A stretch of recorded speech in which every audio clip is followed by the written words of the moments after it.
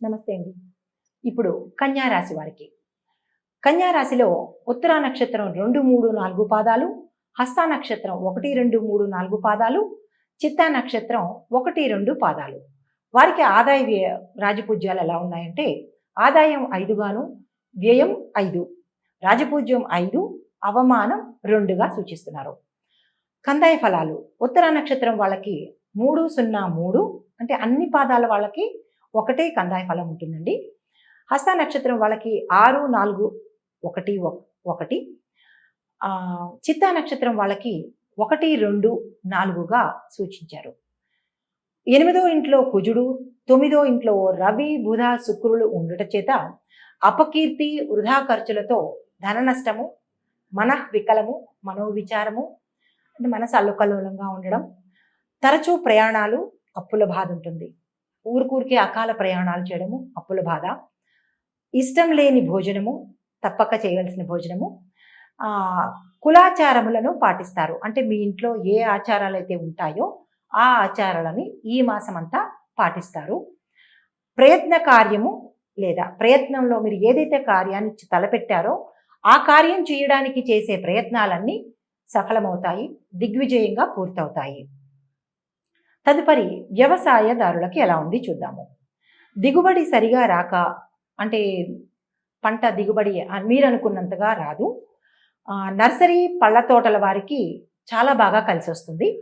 ఉద్యోగస్తులకి లేనిపోని నిందలు, కొంచెం ఇబ్బంది కలిగే మనసు కొంచెం ఇబ్బంది పడేటట్టుగా కనిపిస్తుంది. రావాల్సిన ప్రమోషన్లు ఆగిపోతాయి. నవంబర్ తర్వాత మీకు పరిస్థితులను అనుకూలంగా ఉంటాయి. దానికి తగిన పరిహారాలు కూడా సూచిస్తానులేండి. వ్యాపారస్తులు మిశ్రమ ఫలితంగా ఉంటుంది. లేక అంటే మిశ్రమ ఫలితాలు ఉండవచ్చు, లేదా అంటే కొంచెం ఎక్కువ తక్కువలుగా కూడా గోచరిస్తుంది. అంటే ఒకేసారి ఎక్కువ రావచ్చు, ఒకేసారి పూర్తిగా పడిపోవచ్చు, ఇట్లాగా కనిపిస్తుంది అనమాట. హోల్సేల్ అయినా రిటైల్ వాళ్ళైనా సరే మంచి లాభాలు పొందుతారు. హోల్సేల్ వ్యాపారస్తులైనా రిటైల్ వ్యాపారస్తులైనా మీరు గత మాసంలో కన్నా ఈ మాసంలో ఎక్కువ లాభాలను పొందే అవకాశాలు కనబడుతున్నాయి. రైస్ మిల్లర్లు చాలా బాగుంటుందండి. వాళ్ళకి ఈ మాసం అంతా వారు అనుకున్న దానికన్నా ఎక్కువ లాభాలు పొందేటట్టుగా కనబడుతోంది. ఇక రాజకీయాల దగ్గరికి వస్తే అనుకూలంగా ఉండదు. ఈ మాసంలో కొంచెం జాగ్రత్తగా ఉండండి. ప్రజల్లో విశ్వాసం పొందడానికి మీరు చాలా కష్టపడాల్సి వస్తుంది. నమ్మిన వారే కొంచెం దగా చేస్తారు, జాగ్రత్త. ధనం ధారాళంగా ఖర్చు చేయాల్సి రావచ్చు. కొంచెం చూసుకుని ఎక్కడ పెట్టాలి, ఎక్కడ పెట్టకూడదు అనేది సమన్వయంగా చూసుకుని ఖర్చు పెట్టండి. విద్యార్థులకు ఇతర వ్యాపకాలు అంటే మిగతా చదువు తప్ప మిగతా అన్ని పెట్టుకుంటారు కదా, అవన్నీ ఈ మాసంలో కొంచెం వాళ్ళంతట వాళ్ళే తగ్గించేసుకుంటారు. చదువు మీద విపరీతమైన శ్రద్ధను కనపరుస్తారు. ఇప్పుడు సూచనలు. ఉత్తర నక్షత్రం వాళ్ళు ప్రతిరోజు సూర్య నమస్కారం చేయాలి. తర్వాత మీ యొక్క తండ్రి గారిని గౌరవించాలి, పూజించాలి.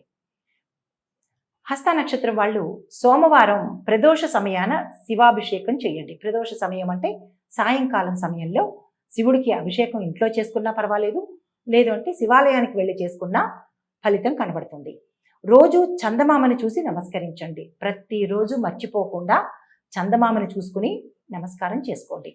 లేదా చంద్రాయ నమః అని చిన్నగా అనుకున్నా చాలు.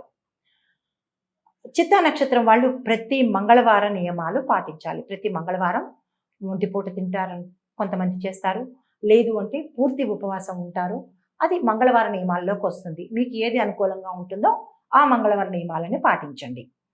సుబ్రహ్మణ్యేశ్వర స్వామిని దర్శించండి, లేదా సుబ్రహ్మణ్య అష్టకాన్ని పఠించండి, లేదా సుబ్రహ్మణ్య మంత్రాన్ని 108 సార్లు పొద్దున్న కానీ సాయంత్రం కానీ తప్పక పఠించండి. నమస్తే.